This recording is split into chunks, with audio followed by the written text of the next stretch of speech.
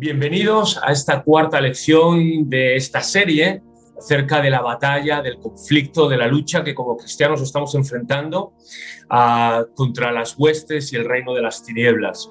La armadura del creyente, la armadura que Dios nos ha dado. Dice Efesios 6, capítulo 6, versículo 11, que debemos estar vestidos de toda esta armadura de Dios para que podamos resistir o estar firmes en contra de las asechanzas, del enemigo.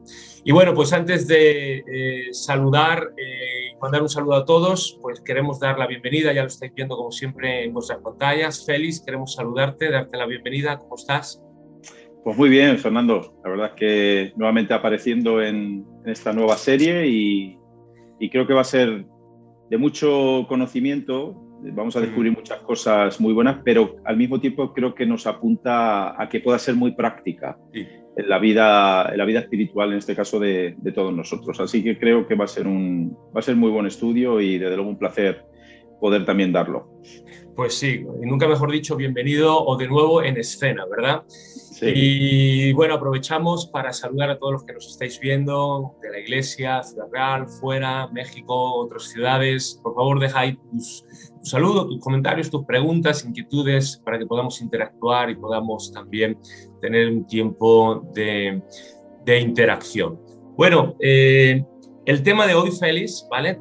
Repito, cuarto programa de esta serie, La armadura de Dios, la armadura del creyente, es un llamado, es el llamado que Dios nos hace a que debemos estar armados, es decir, no podemos estar, valga la redundancia, sin esas armas, desarmados, ¿de acuerdo? Normalmente solemos decir que Dios cuando envía a alguno de sus hijos, pues no solamente lo envía, sino que también lo equipa. Hemos leído que Pablo dice en Efesios 6:11, Félix, que nos vistamos de la armadura de Dios. Y tú también decías que al final, por un lado vamos a aprender muchas cosas, pero que al mismo tiempo es muy práctico. El Señor nos va a dar muchas claves y principios. Y lo primero que a veces se nos puede atragantar un poco o no entender bien, ¿cómo es esto de vestirse de toda la armadura de Dios? ¿En qué consiste? Yo creo que sería la primera pregunta que nos deberíamos hacer. Bueno, pues yo creo que esa pregunta nos la hemos hecho muchas veces porque hemos leído ese texto de Efesios donde aparecen una serie de elementos, pero yo personalmente me he preguntado, pero bueno, ¿cómo me apropio de esto? ¿Cómo me visto de esto?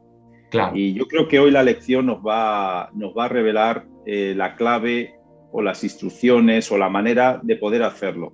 Claro. Lo primero que tenemos que ver en este versículo que has leído de Efesios 6:11, que es esa instrucción, ese mandamiento de Pablo, pues vemos dos partes, ¿no? Uno, le acabo de decir, hay una instrucción, hay una orden, y es vestirse de toda la armadura de Dios. Y también Pablo nos dice para qué o por qué. Nos dice por qué debemos hacerlo. Claro. Dice que debemos vestirnos pues, para estar firmes en contra de todas las asechanzas del diablo. Entonces vemos que todo cristiano, como buen recluta en el ejército de Dios, debe estar vestido, en este caso, de toda la armadura de Dios que Pablo nos presenta en Efesios capítulo 6. Y ahora sí entramos en la cuestión, ¿en qué consiste esta armadura? Es realmente el meollo, yo creo, de la cuestión. ¿En qué consiste esta armadura? Y la verdad es que la palabra nos ayuda mucho a la hora de poder desentrañar esta serie de cuestiones. Y para eso tenemos una serie de pasajes paralelos que nos pueden ayudar mucho más. Son pasajes con más claridad, con más luz. Y vamos a ver dos cuestiones al respecto. Una sería ver a Cristo como la armadura de Dios. El mismo Cristo como la armadura de Dios. Y si vamos a Romanos 13:14, vemos el mismo mandato, la misma instrucción del apóstol Pablo. Y para ver un poco el contexto, si vamos a Romanos 13, versículos 12 al 14, dice: la noche está avanzada y se acerca el día. Desechemos, pues, las obras de las tinieblas y vistámonos las armas de la luz. Fíjate, aquí otra vez se nos dice que nos tenemos que vestir. Claro. Y está usando también un término o términos militares. Sí, de lucha. Armas, armadura. Estamos en ese contexto. Y bueno, también nos podríamos quedar así, pero ¿cuáles son esas armas de luz? Pero el apóstol nos va a clarificar en qué consiste todo esto. Versículo 13, andemos como de día, honestamente, no en glotonerías y borracheras, no en lujurias y lascivias, no en contiendas y envidia. Versículo 14, sino vestíos del Señor Jesucristo. Wow. O sea, aquí no nos está hablando solamente de virtudes, el apóstol Pablo, sino que nos está hablando en concreto de una persona. Nos habla y nos insta a estar en Cristo, a ser de Cristo, a revestirnos de Cristo. Porque ciertamente nosotros nos podemos llenar la cabeza de filosofías, de buenos contenidos éticos, morales, incluso de virtudes, pero todo eso no tiene ninguna validez. De hecho, el apóstol Pablo no nos insta solamente a eso, sino nos lleva a un paso más allá y es revestirnos de Cristo, de la persona de Cristo. Entonces, por un lado, Cristo es la armadura de Dios. Claro. Y luego también vemos que en otro pasaje, que es Efesios, capítulo 4, versículo 24, nuevamente se nos insta a vestirnos. Dice así la Escritura. Y nuevamente, cogiendo el contexto desde el versículo 22, dice, en cuanto a la pasada manera de vivir, despojaos del viejo hombre, que está viciado conforme a los deseos engañosos, y renovaos en el espíritu de vuestra mente y vestíos del nuevo hombre, creado según Dios en la justicia y la santidad de la verdad. Entonces, por un lado vemos que Cristo es la armadura, que debemos vestirnos de Cristo, pero el mismo Cristo, la persona de Cristo, lleva aparejada una serie de virtudes, una serie de frutos, en este caso, que van en la persona de Cristo y que son pues toda esa paciencia, esa bondad, ese amor, es decir, todos los frutos o todo lo que vemos de la armadura de Dios. Entonces, por un lado tenemos a Cristo como armadura, pero también las virtudes propias de Cristo, que nada tienen que ver. Cristo es ese nuevo hombre que nada tiene que ver con el viejo hombre y por tanto es de él de quien debemos vestirnos y al mismo tiempo tomar de sus virtudes. Claro, y es súper significativo. A mí me llama muchísimo la atención este punto porque al final una persona sin Cristo está desnuda frente al diablo. Una persona sin Cristo está totalmente desarmada y no puede hacer frente a las obras del diablo, de las tinieblas. De hecho, una persona sin la gracia, ¿no?, de Dios en su vida para la salvación, sin esa nueva vida en Cristo, como nos decía, pues es que directamente pertenece, ¿no?, al reino de las tinieblas. Está bajo el yugo, desgraciado y tristemente, del pecado, del diablo y de las tinieblas, ¿no? Y podemos recordar en nuestra propia vida. Así que lo primero que tenemos que hacer para poder hacer frente y estar armados, equipados frente al enemigo es asegurarnos que estamos en Cristo Jesús. ¿De acuerdo? Que hemos nacido de nuevo, que nuestra vida está en Cristo, sujeta, aferrada para salvación y también, ¿no?, pues para ese proceso de santificación. Vemos, y lo podemos ver en la historia, ¿no?, en el libro de Génesis, ¿verdad, Félix? De cómo Dios creó a Adán y Eva de una manera perfecta, pero que desgraciadamente el hombre le da la espalda a Dios, se pone de acuerdo con el diablo, se rebela, salía con el diablo y se rebela contra Dios para hacer la voluntad, por un lado, del diablo, pero en última instancia, pues la rebelión era porque el hombre quería hacer su propia voluntad, vivir, tener su propia vida y destino al margen de la voluntad y del reino de Dios, ¿no? Entonces, vemos cómo el hombre dándole la espalda o apartándose de Dios, por eso decíamos, ¿no? O sea, alejados o separados de Dios, está totalmente, no solamente desnudo y desarmado, sino entregado al diablo, y ahí ya empieza, bueno, la muerte, la enfermedad, se empiezan a echar las culpas el uno al otro, Adán y Eva se avergüenzan y desgraciadamente, bueno, pues nos endurecieron los corazones y esta es la realidad, ¿no?, que muchas veces nos encontramos, ¿no, Félix? Pues sí, esto es una verdad como un templo y vemos que la naturaleza humana y el comportamiento del ser humano no ha variado absolutamente nada desde Adán hasta nuestros días. El diablo sigue encontrando a un hombre desnudo, desprovisto, totalmente impotente y lo esclaviza. es lo que lo somete, es lo que el diablo hace, y no es hasta que Dios irrumpe, en este caso con el poder del Evangelio, que este hombre no puede ser libre, no puede, en este caso, ser liberado del yugo de esclavitud del diablo. Y por eso vamos a ver 4 puntos o 4 consecuencias de no tener la armadura de Dios, de estar desprovisto de la armadura de Dios. Entonces, en primer lugar, vemos que hay una separación de Dios. Claro. Hay una separación de Dios, es una de las consecuencias, ¿no? Separados de Dios. La palabra dice que el apóstol Pablo en Efesios 2:12 dice: estabais sin Cristo, alejados de la ciudadanía de Israel, de los pactos, de las promesas. Es decir, una persona que no está en Cristo no tiene para nada que ver, no puede disfrutar, no está dentro de los pactos y de la herencia, en este caso, de Dios. Una vez que el Evangelio irrumpe en la vida de una persona y nos convertimos en ciudadanos de ese reino de los cielos, claro. Como dice el apóstol Pedro, ¿no? Fuimos trasladados de las tinieblas a su luz admirable, ahora somos pueblo adquirido, nación santa.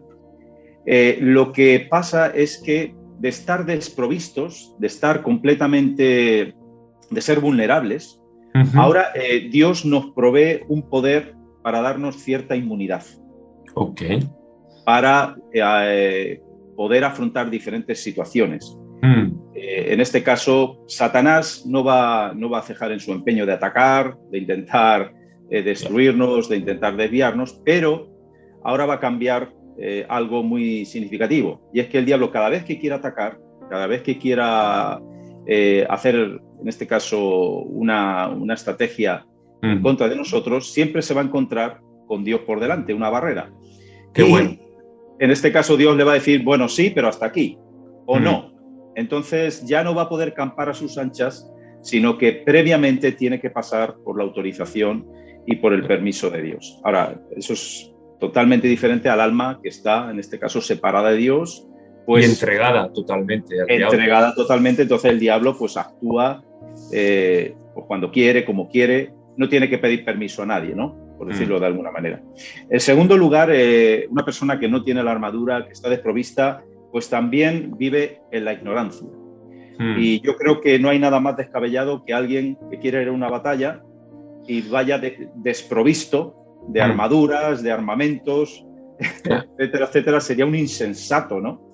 Y simplemente llegar a la batalla y decir: bueno, pues yo os reprendo y yo os digo que os marchéis, y aquí se acaba la batalla, aquí se acaba la guerra, ¿no? Eso es propio de un insensato. Luego también vemos que estar en ignorancia, también la palabra nos muestra que es estar en oscuridad, que es estar en unas tinieblas. Pero cuando somos ya hijos de luz, pues nosotros ya tenemos un discernimiento, tenemos una visión espiritual que antes no teníamos. Y aunque en algún momento podemos andar en una cierta oscuridad en cuanto a ciertas verdades, promesas, pero el sentido de la vista espiritual ya lo tenemos. Entonces, el Espíritu Santo, quizá en cierta situación, en cosas que no veíamos, pues Él va a traer iluminación, Él va a traer claridad. Y algo que tenemos que dejar muy claro: las tinieblas espirituales no puedes ser libre de ellas, o no te puedes librar de ellas, si no es por el poder del Evangelio.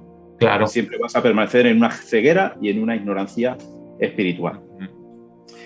El tercer punto sería la impotencia. La palabra dice que aun cuando nosotros éramos débiles, en el tiempo Cristo murió por nosotros. Esa debilidad habla de impotencia. Primero de ser libres del yugo del pecado, del diablo, pero también de poder acercarnos a Dios. De poder, en este caso, tener comunión con Dios. Tuvo que venir Cristo precisamente para enmendar todo este problema.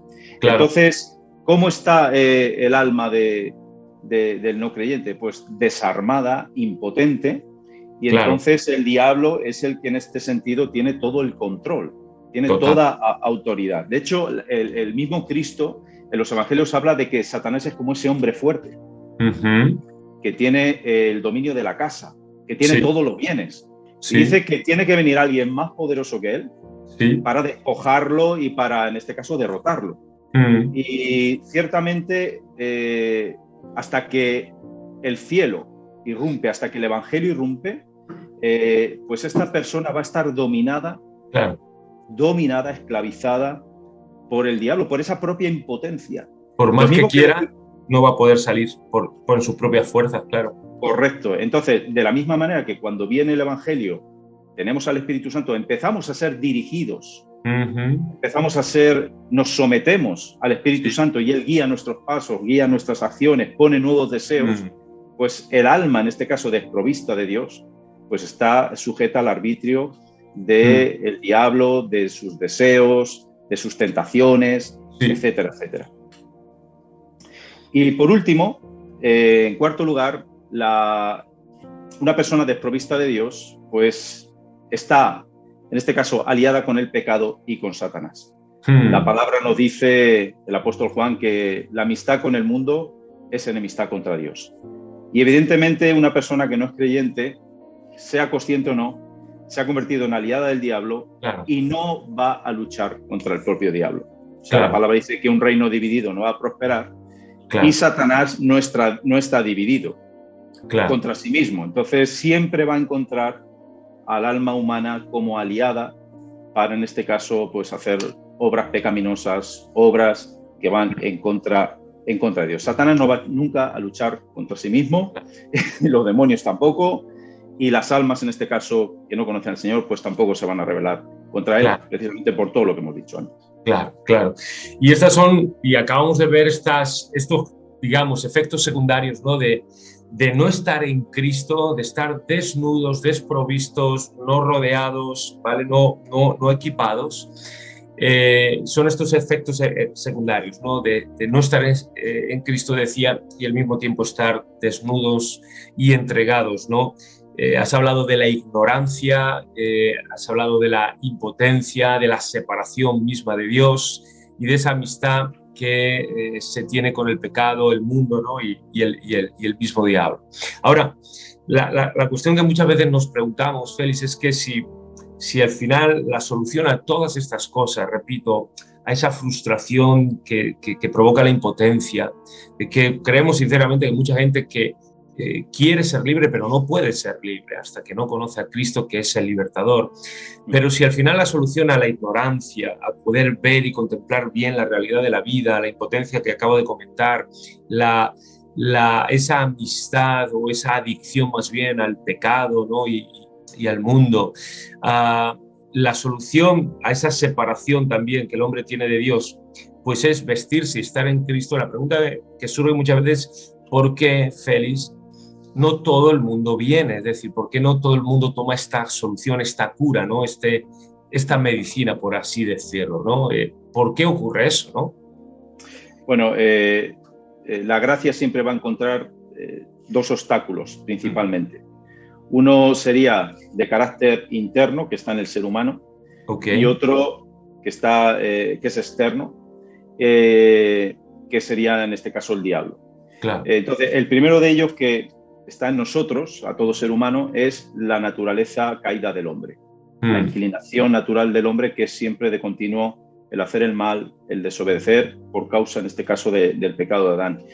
Y es cierto, ¿no?, que muchas veces podemos mirar a nuestro alrededor y ver que lo que triunfa o lo mayoritario es el mal, es la inclinación siempre al mal, a obedecer al diablo, y nos podemos cuestionar si Dios realmente es poderoso, si las armas de Dios son poderosas, si la obra de Dios es poderosa, pero como digo, toda persona nace en pecado. Como el mismo David también lo decía, oye, en pecado pues me concibe mi madre, fui formado en maldad.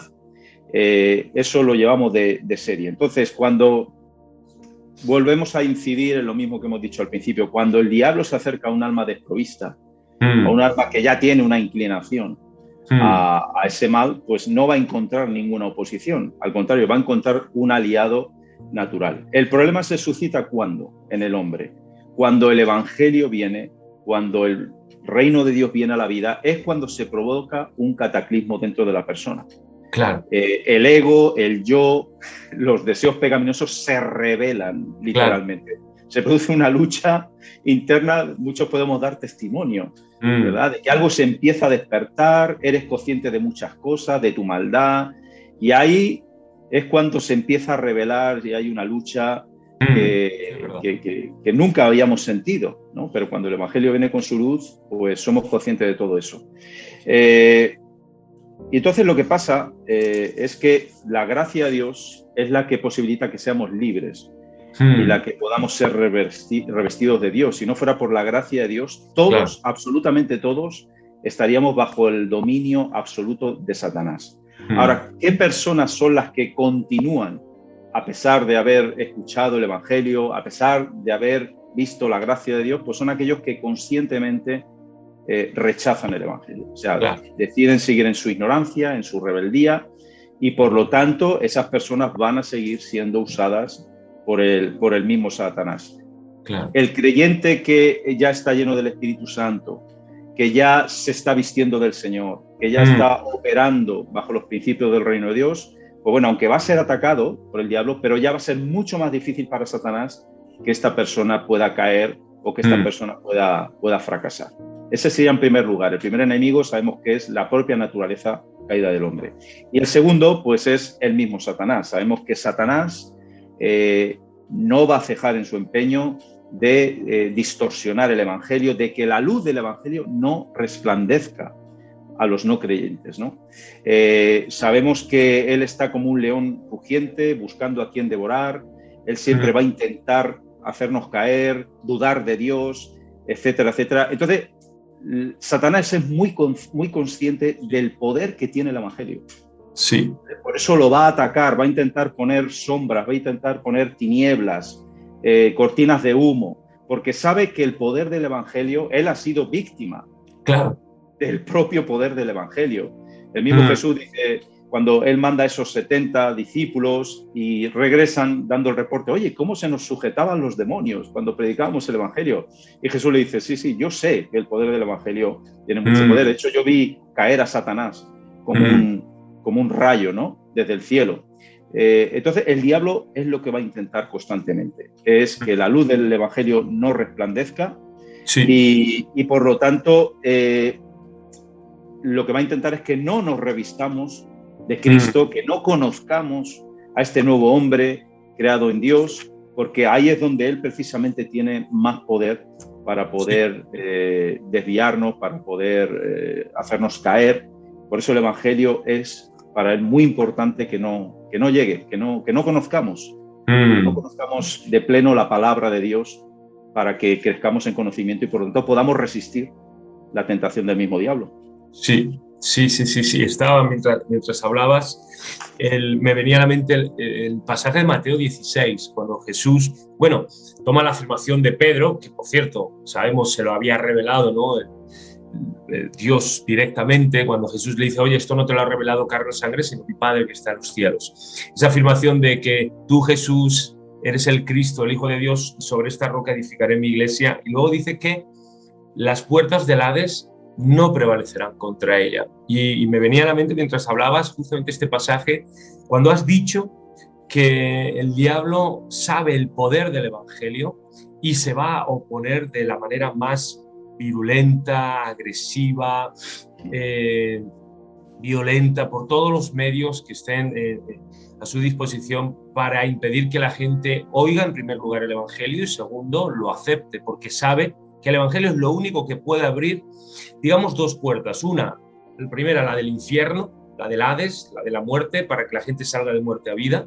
Y en segundo lugar, que abra la puerta de los cielos, ¿no? Para que entren en esa salvación. Por lo tanto, pues nos has comentado dos cosas que son así: la gravedad y la maldad de nuestra propia naturaleza y la gravedad y la maldad de la naturaleza del diablo, ¿no? Y de las intenciones del diablo. Y aquí, Félix, quiero volver a cómo solamente al estar en Cristo realmente estamos armados, ¿de acuerdo? Realmente estamos revestidos para que el diablo no tenga acceso a nosotros y nosotros podamos también resistirlo. Pero quiero retomar algo que comentabas al principio. Al final, todo esto se trata de la armadura de Dios, Cristo mismo. Es decir, que no vale cualquier armadura, no vale nuestras virtudes, pues nuestras acciones, nuestras bondades, ¿de acuerdo?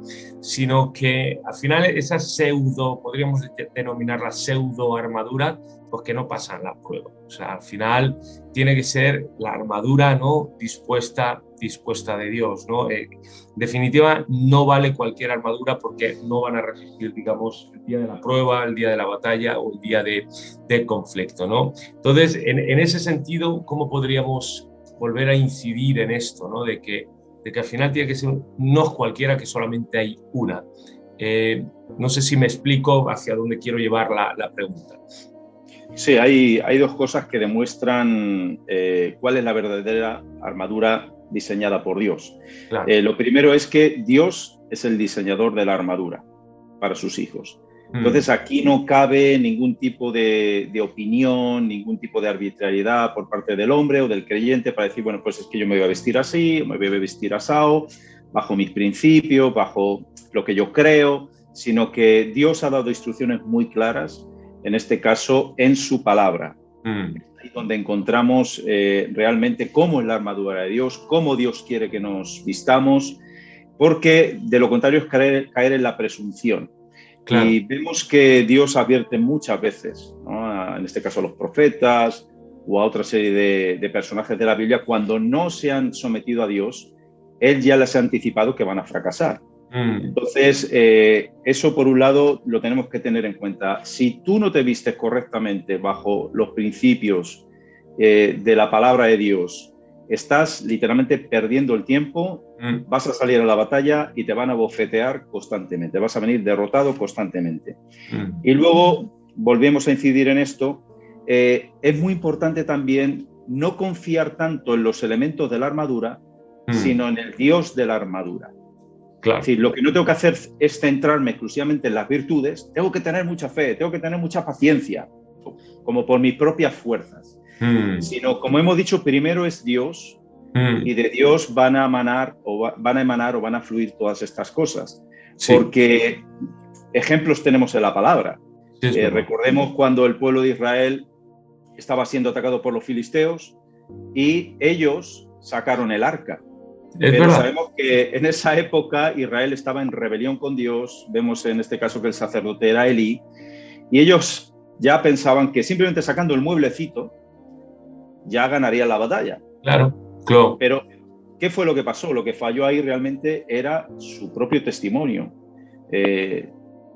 Eran personas que vivían pecaminosamente, que la nación estaba en pecado, estaba en rebeldía, y aunque sacaron una virtud, por decirlo de alguna manera, que era el arca, pero no estaba el Dios del arca con ellos. ¡Qué bueno! Entonces, el arca fue, en este caso, tomada, secuestrada por los filisteos, y Israel sufrió una gran derrota. Entonces, aprendamos de esto. Claro. No nos centremos solamente en adquirir virtudes o ser moralistas, sino siempre veamos a Dios por encima de todo esto, como claro. El principal protagonista. Me venía, perdón, pero me venía a la mente lo que ocurre en Hechos. Mencionas algo del Antiguo, pero también. En Hechos, ¿te acuerdas, no? Los hijos de Esceva, ¿no? De este sacerdote. Sacan la virtud del nombre de Jesús, oye, nombre sobre todo nombre, pero lo usan como un amuleto. Lo usan como, pues eso, como si fuera un rito más de brujería, de hechicería, de superstición, en el nombre de Jesús, del que predica Pablo, y los demonios sabemos, ¿no? Esa respuesta que a veces nos da hasta risa, ¿no? Pero que el diablo se ríe de ellos y los confronta. Pues obviamente a Jesús sabemos quién es, a Pablo lo conocemos, pero vosotros ¿quiénes sois? Estáis desnudos. Y el diablo se abalanza encima de todos estos hijos y tienen que salir huyendo avergonzados y desnudos, ¿no? Físicamente, un reflejo de cómo estaban espiritualmente. Así que es verdad, a veces tomamos ciertas cosas y ponemos más énfasis en esos objetos o en nuestras acciones que en el Dios, ¿no? Como cuando queremos orar por alguien y nos dicen, no, pero te tienes que ungir con aceite, que está bien, que lo podemos hacer, pero que el milagro, el poder no está en el aceite, ¿no? Sí, totalmente. Está en el Dios de la unción y no tanto en la unción, sino en el Dios de la unción, ¿no? Y luego, en segundo lugar, pues Dios hace la armadura de sus hijos y los adiestra para utilizarla. Ya hemos visto, volvemos a incidir, que lo que hace a la persona, en este caso, invencible, no es tanto la armadura en sí, sino el Dios de la armadura. Entonces, quedémonos con esta frase. Es muy importante que busquemos a Dios y no tanto esas virtudes por sí solas, aunque sí es cierto, nos podemos preguntar, pero la oración es parte de la armadura, la fe, la esperanza, la justicia, por supuesto que sí, por supuesto que sí, pero siempre que nazcan de Dios, que siempre que nazcan de un corazón que está conectado a Dios, que es temeroso a Dios, que obedece a Dios. Entonces sí, todo lo que nace de Dios, esa fe que nace de Dios, esa esperanza que nace de Dios, va a vencer al mundo. Entonces, eso es muy importante que lo tengamos en cuenta, porque esas mismas virtudes, si no nacen de un corazón que ama a Dios, que teme a Dios y que se somete a Dios, son falsas y no van a durar y vamos a fracasar. Entonces, estos serían dos elementos muy importantes para reconocer cuál es la verdadera armadura de Dios. Buenísimo, excelente, buenísimo estos dos puntos que nos has dado, ¿no?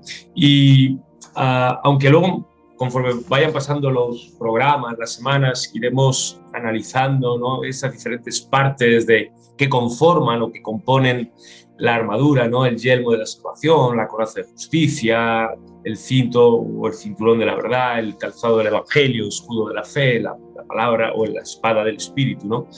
Pero la pregunta que yo creo que ahora nos surge, por lo menos yo tengo, es ¿cómo son, no? ¿Cuáles son o cómo son estas partes que componen la armadura que Dios da a sus hijos, ¿no? ¿Cómo son o qué función o cuáles son, ¿no?, estos componentes? Tenemos que observar una cosa importante, y es que el equipamiento que Dios da al cristiano, esa armadura es totalmente suficiente. O sea, no le falta absolutamente nada, es completa y totalmente poderosa para hacer frente a lo que hemos dicho al principio, a las asechanzas del diablo. Y la armadura cristiana, que es completa, vamos a ver tres aspectos principales de la misma. El primero es que todos los componentes juntos cubren al cristiano de una manera completa, de una manera integral, tanto su cuerpo como su alma o espíritu, como lo queramos ver, esa parte integral del ser humano, cuerpo, alma y espíritu. Y esto también es muy interesante porque al decir que Dios nos ha dado toda esa armadura que es completa, que es suficiente, eso quiere decir que no deja ningún resquicio, no deja resquicio por ninguna parte, sino que protege tanto lo externo, que es lo físico, que sería lo del cuerpo, pero también nos protege en lo interno, que es ya la parte interna del hombre, espiritual, el alma, etcétera, etcétera. Y es muy importante tener todos los elementos. Claro. Porque si dejamos un resquicio, nos puede pasar como también vemos en el libro de los Reyes, al rey Acab, que salió a la batalla con el rey Josafat, y dice que alguien lanzó una flecha al aire y esa flecha penetró justo por el lugar donde había un resquicio, donde había una parte abierta de la armadura. Y fue lo suficientemente... bueno, el hueco era suficiente para, en este caso, provocar una herida mortal. Entonces, de la misma forma, nosotros no podemos descuidar ninguno de los elementos. Es decir, si yo me empeño en dejar la vista expuesta, no me encargo de cubrirla, voy a ser tentado. Y al final, por ahí esa flecha va a penetrar y va a provocar estragos en todo el ser integral del hombre.